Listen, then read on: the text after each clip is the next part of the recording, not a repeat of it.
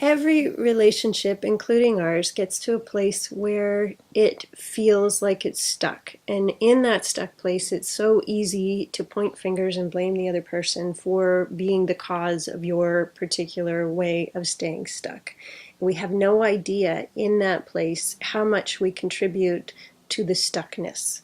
So, Take Two is about opening the relationship up, becoming aware of your own personal dilemma in the middle of it, and changing the dance step that you're doing with your partner that keeps you in that place so that now you can evolve and grow together instead of staying at whatever distance it is that you would typically tend to manage to stay in. There is nothing in this world that is going to accelerate your own personal healing process more than addressing the dynamics that occur in relationship, particularly primary relationship. Most people will spend their lives explaining their difficulty and their pain by the problem with the other.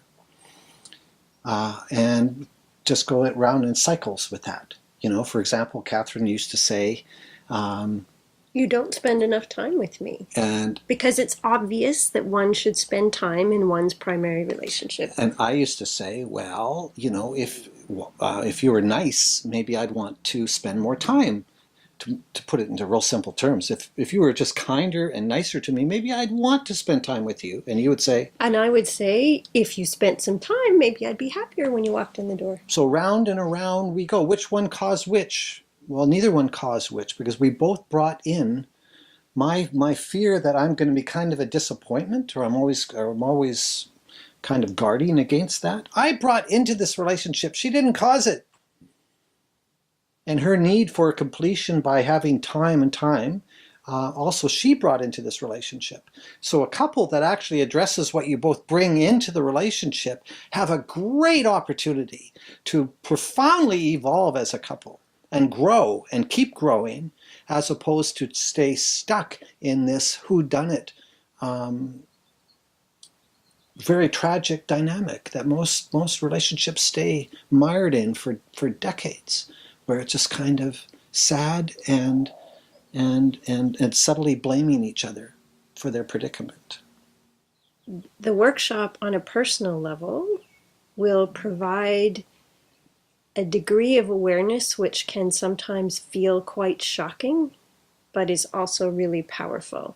I remember in my relationship with Dwayne, I am what we call an overfunctioner in relationship, which means that if a relationship adds up to 100%, the healthy position is doing 100 of your 50, but overfunctioners lean way into the other person's backyard and will do 80, 90, whatever. So I, in this relationship, managed to weasel my way into being in control of almost everything. It's like we're playing a tennis match, right? And she hits the ball over to my side of the court. As I approach to hit it, she runs over and hits the ball back to herself. But we're talking past tense, not present tense, just to be clear. Yeah, it's true. However, I remember the horrible moment where I realized that being needed, which is what overfunctioning creates, being needed is not the same thing as being wanted and chosen. I remember that horrible moment that I am never going to get the experience I want by creating relationships where my primary partner or anybody else needs me. And so it will provide a similar important and powerful moment of awareness, which might feel just as horrific as that moment felt like for me, but which then points a powerful light bulb on the path out of that crazy and ridiculous, insane dynamic as well. And in the sense of getting to know yourself, you also profoundly get to know the other person. And ultimately, that's what creates connection. Not what you do together, but knowing each other.